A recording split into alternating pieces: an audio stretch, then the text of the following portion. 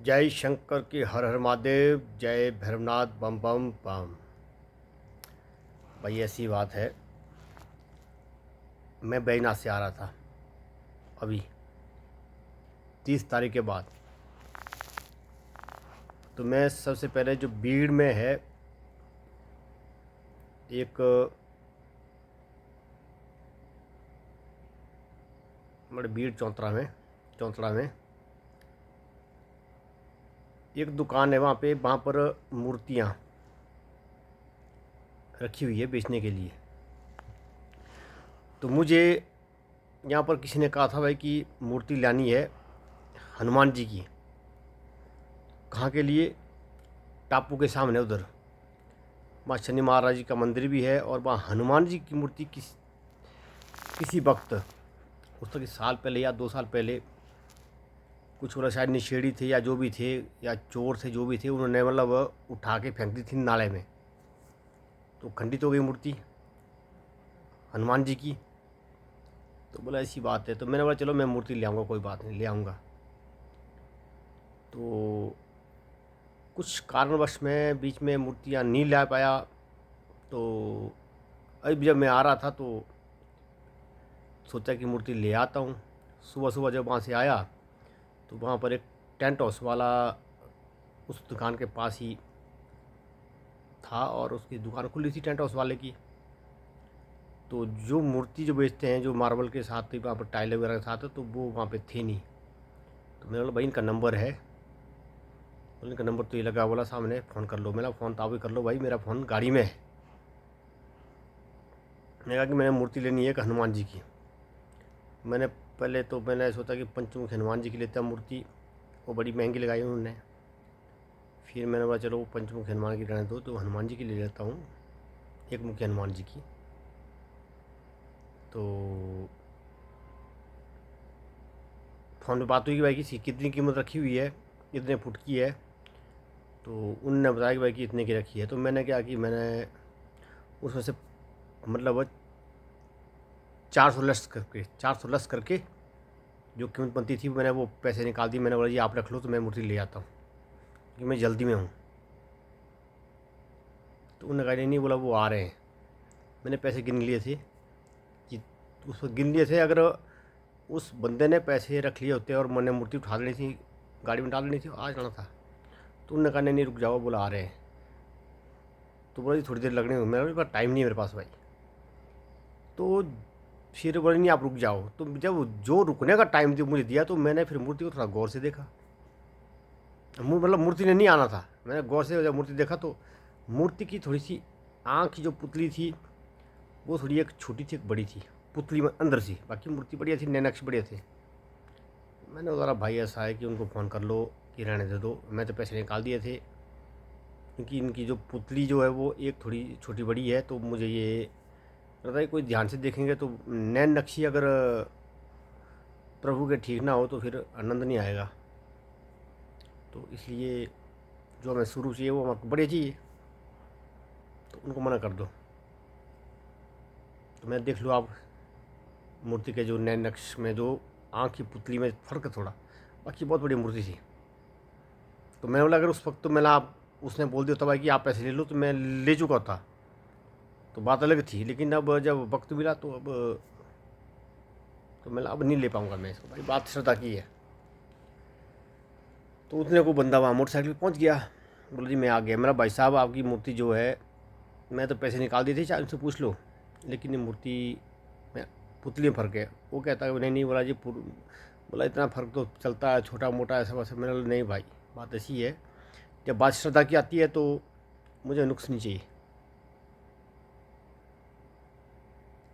बात पता क्या है, श्रद्धा की जब बात आती है तो नुक्स नहीं चलता उसमें, प्यार भाव में नुक्स चल सकता है। क्योंकि श्रद्धा की दृष्टि तो सबकी एक तरह की होगी। तो श्रद्धा से जब सब देखेंगे तो उनको तो नए नक्श बढ़िया चाहिए, भैया अच्छी क्या बात है जी, हमारे प्रभु ऐसे ही सुंदर है जी, ये बात है। अब जब हमें जब लग रहा है उसमें भाई कि उसमें थोड़ा फ़र्क है, तो दूसरे जो श्रद्धावान है वो भी स्वीकार नहीं करेंगे, बोलेंगे यार मूर्ति तो लाई है, बोल नहीं पाएंगे, बोलेंगे मूर्ति तो लाई लेकिन इसमें आँख की पुतली में फ़र्क है। तो मतलब अक्सर जो मूर्तियाँ जो इधर जो आती है हिमाचल में, तो उसमें थोड़ा बहुत फ़र्क होता है, क्योंकि मैंने काफ़ी बारीकी से जब देखा, क्योंकि कारीगर जो होते हैं तो सीखने वाले भी होते हैं, तो जो सीखते सीखते मतलब क्या कि उनके थोड़ा फ़र्क रहता है, तो उस मूर्तियों को मतलब उन मूर्तियों को मतलब ये जो मार्बल वाले उठा के आते हैं, तो जिसकी नज़र पड़ गई ठीक है। अब श्रद्धा से हम कई बार श्रद्धा भाव से हम कई बार मतलब देख भी नहीं पाते भाई, चलो जी हम सोचते चलो जी मूर्ति ऐसे फटफट दिखा ले चलते हैं। तो लेकिन ऐसा कि मूर्ति की बात आती है तो हाँ, अगर नज़र ना आए तो बात होती है, श्रद्धा के लिए बात ठीक है जी, मूर्ति बहुत बढ़िया है। अगर नज़र कोई डिफ़ॉल्ट है उसमें, अगर नज़र आ जाए मूर्तियों में तो फिर तो बहुत नहीं लेनी चाहिए।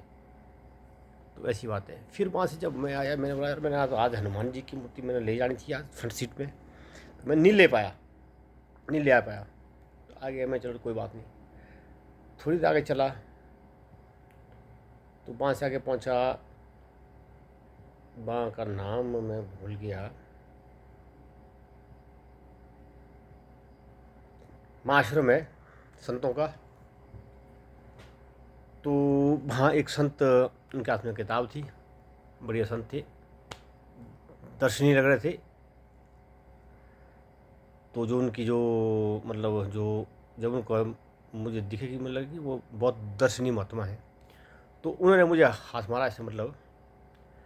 तो मैंने गाड़ी रोक ली, मैं कोई संत है कोई आगे जाना चाहते हो तो उनको बिठा लेता हूँ, बिठा लिया। तो जैसे कि उनको देख के भाव ऐसा लगे भाई कि जैसे हनुमान जी की तरह है भाई, जैसे जो दाढ़ी वाले हनुमान जी है बढ़िया, मतलब उनका जो तो शुरू में वैसा लगा। मैं बड़ा प्रसन्न हो गया, मतलब बड़ी अच्छी बात है। मैंने गाड़ी ब्रेक मारी, मैंने आइए महाराज, मेरा जय शंकर की, मेरा जय श्री राम जय सीताराम, मैंने बैठिए। तो बैठ के वो प्रसन्न मुद्रा में, और मैंने जी कहाँ तो जा रहे हैं, बुला के जा रहे हैं पत्नी, बुला के बाग कुछ कारण ने बोला कि भागवत का आवाज़ लास्ट दिन ने वहाँ जा रहा हूँ। मैंने तो आप तो कुल्लू चल पड़े। तो मतलब 5-6 किलोमीटर के बीच में उनसे बात हुई उनसे। तो क्या हुआ कि और जोगिंद्र नगर में उतरे वो। तो जब बात हुई उनसे तो फिर बात करते करते बोले कि मैं बोला जी कहाँ रह रहे हैं आप, इस आश्रम, बोले इस आश्रम में रह रहे हो। कब से रह रहे, बोला काफ़ी टाइम से।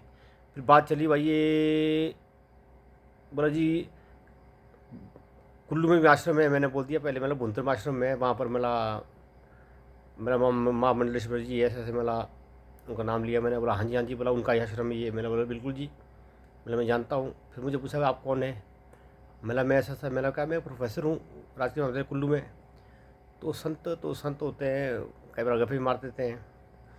तो बोला वहाँ तो जो प्रिंसिपल है, बोला वो तो बोला हमारे परिचित है। अच्छा, मतलब प्रिंसिपल तभी तो भाई जो रिटायर हो गए। मैंने उनके ऊपर तो मेरा एंटी करप्शन ब्यूरो का मेरा इंक्वायरी चली हुई है। फिर बोलते नहीं नहीं नहीं नहीं, नहीं वो नहीं, कोई और है। फिर मेरा नाम था मुझे, फिर वो नाम था भाई, शायद उन्होंने गप मारी होगी भाई कि हाँ जी, उनको लगा प्रोफेसर है तो हम कहेंगे भाई कि प्रिंसिपल हमारा वाकफ है। क्योंकि संत कई बार गप भी मार लेते हैं, कि बात ही बात है। तो बात ऐसी है कि अब मैं क्या करूं। मुझसे पूछ लिया उन्होंने भाई कि ऐसे ऐसे, तो मैं तो बोलूँगा भाई, मैं तो परिचय दूंगा। कोई मुझसे जिक्र करेगा भाई कि वहाँ प्रिंसिपल ऐसा है, मैं तो बोलूँगा भाई ये प्रिंसिपल अब ये वो, मैं तो बात करूँगा। अच्छा, हाँ जी, मेरा बड़े इससे हमारे ब्रदर लगते हैं। बोला अभी क्या चला आपका प्रिंसिपल के साथ। मेरा प्रिंसिपल रिटायर हो गए। बोला क्या चला आपका साथ। मेरा जी मेरे साथ कुछ नहीं चला हुआ है, लेकिन ऐसा ऐसा चला हुआ है, लेकिन हमने साहब मांगा, वो साहब देने में असमर्थ है, तो इसलिए मेरी इंक्वायरी हुई। तो मैं चाहता हूँ भाई कि बात ही ख़त्म हो जाए, एक बार वो हिसाब किताब दे दे, 8 लाख का हिसाब किताब दे दे तो बात ख़त्म हो जाएगी। लेकिन हिसाब किताब देने में जो असमर्थ है, तो उन्होंने कहा भाई, बोला भाई साहब आप तो ठीक है, आप सच्चाई पे चलते हैं तो ठीक है भाई, डटे रहो। मैं तो डटे हुए हैं, डटे रहेंगे। सबसे बड़ी बात है कि कोई मुझे चोर कह दे तो मुझे तो साथ करना पड़ेगा कि मैं चोर नहीं हूँ। एक बात ही बात है, जब केस चलता तो केस में भी तो बयान होते हैं, बोलते भाई कि आप बोलो जी क्या बयान देना चाहेंगे। बयान देने के लिए जब कुछ है ही नहीं, तो मुझे क्या है, मुजरिम है तो जाओ अंदर। तो बात ये है भाई कि अब मेरे से तो पूछते रहेंगे लोग, बोलेंगे हाँ जी क्या बात है जी, मैं तो बोलूँगा भाई ऐसी बात है जी, ऐसी बात है जी, ऐसा नहीं हुआ, ऐसा नहीं हुआ, तो ऐसी बात है। तो अब बात ऐसी है कि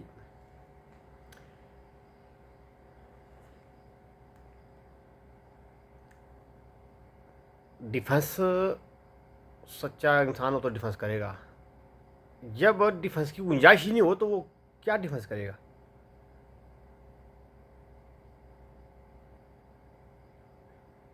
तो ये बात है। बाकी तो दुनिया है सब, मैं चोर हूँ, सामने वाला डबल चोर है। और मतलब ऐसा है कि सब चोर है यहाँ पे, सब चोर है। मतलब मेरे साहब कहता हूँ मैं, मतलब कोई भी दूध का दूल्हा नहीं हुआ है। वो नाना पाटेकर की फिल्म याद आती है मुझे।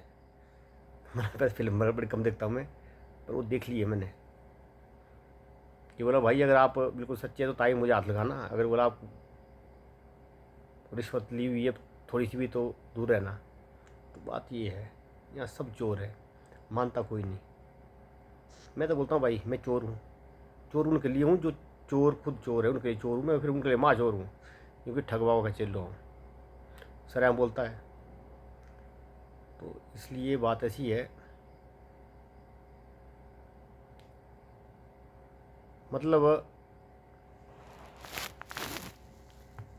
एक बार जब पता चल जाए ना कि हमारी ज़िंदगी कितनी है और ज़िंदगी को हम कितना खुद बचा सकते हैं,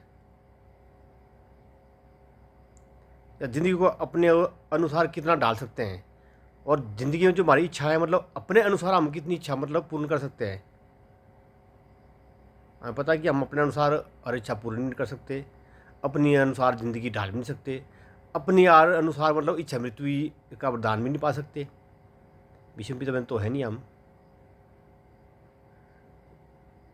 इच्छा मृत्यु का वरदान अगर पा भी लिया तो भी हाथ तुम्हारी होगी। ये तो मतलब क्योंकि ऐसा कि गुलाब के फूल में मतलब कांटे तो होंगे होंगे, तो भी स्वीकार करने पड़ेंगे। तो ऐसी ऐसी बातें हैं ज़िंदगी में, ये भाव की बात है, विचार की बात है, ज़्यादा क्या कहेंगे। तो ऐसी बात है कि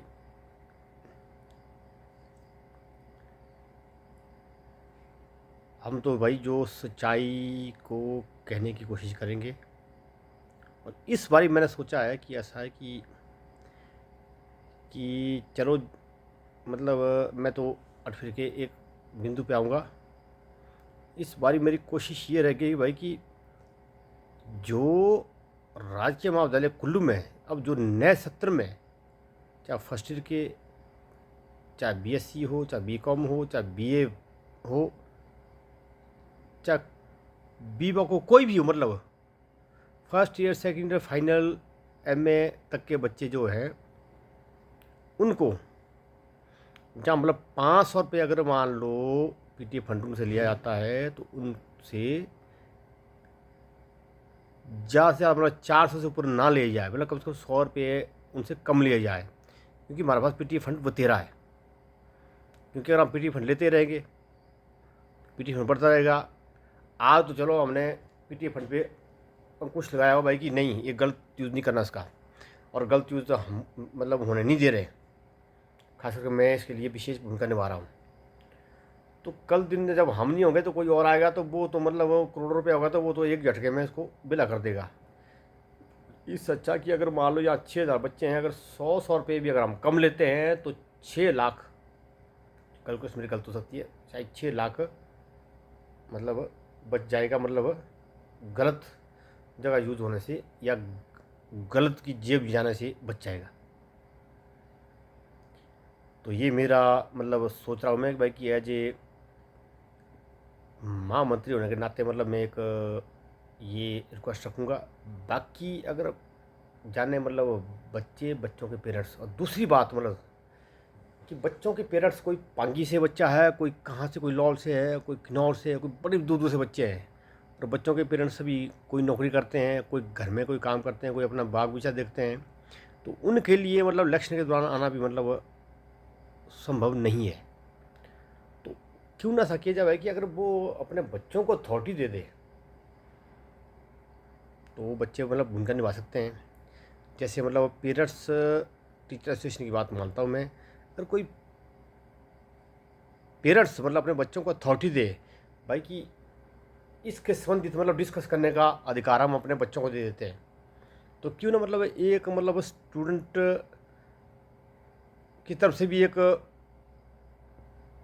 कुछ स्टूडेंट्स की कमेटी बनाई जाए जो मतलब पीटीए बॉडी में जो मतलब सलाह मशवरा भी करेगी और विचार भी रखेगी अपना, और उनके विचार अच्छे लगे तो उनको माना भी जाएगा। तो मेरा मतलब ऐसा है कि भाई कि मतलब हट फिर के मतलब भाई कि जो मिसयूज होता है जो फंड का वो ना हो। मतलब मिसयूज इसलिए होता है क्योंकि बाकी जो मेंबर होते हैं वो ध्यान देते नहीं है, बच्चों को पता नहीं होता कि भाई कि इसमें 10 में करना क्या। बच्चों को तो अब पता लग रहा है कि पीटी फंड इस मदद से होता है, इतना होता है जो भी है। अब कई तो मतलब फीस देते हैं, कितनी फीस है जी, 2300 रुपये है जी, 2300 रुपये काटते हैं, वो देखते थोड़ी है कि इसमें पीटी फंड कितना लग रहा है, कितनी ट्यूशन फीस लग रही है, कितना क्या फंड लग रहा है, कितना क्या लग रहा है, मतलब ये देखते नहीं कोई। लेकिन एक बार उस लिस्ट को चेक करो कि भाई आप कौन कौन से फंड देते हैं। भाई सिर्फ ट्यूशन फीस तो कम होती है। तो ये चीज़ें हैं, जैसे जो बच्चा रहेगा वो उसकी हॉस्टल फीस होगी, एक बात ही बात है। जैसे कि मान लो कोई और फीसें हैं, जो जो फीसें बच्चे यूज़ कर रहे हैं, जैसे मान लो तो वो फीसें लगेगी बच्चों के लिए। जिनको बच्चों को यूज़ नहीं कर रहे हैं मान लो, उसका तो फिर मिस यूज ही होगा ना, एक बात ही बात है। तो इसलिए मतलब ये कुछ एक मतलब एक मैं सलाह के तौर पे मतलब ये रखना चाहूँगा बात। बाकी जाने मतलब बच्चे, बाकी जाने उनके पेरेंट्स। तो ये बात है। टाइम क्या हुआ, हाँ मतलब 16 मिनट 57 सेकंड की ये वीडियो बन रही है, लगभग 17 मिनट की होने वाली है। तो ऐसा है, ज़्यादा ना कहते हुए जय शंकर के हर हर महादेव, बम बम बम, जय भैरवनाथ।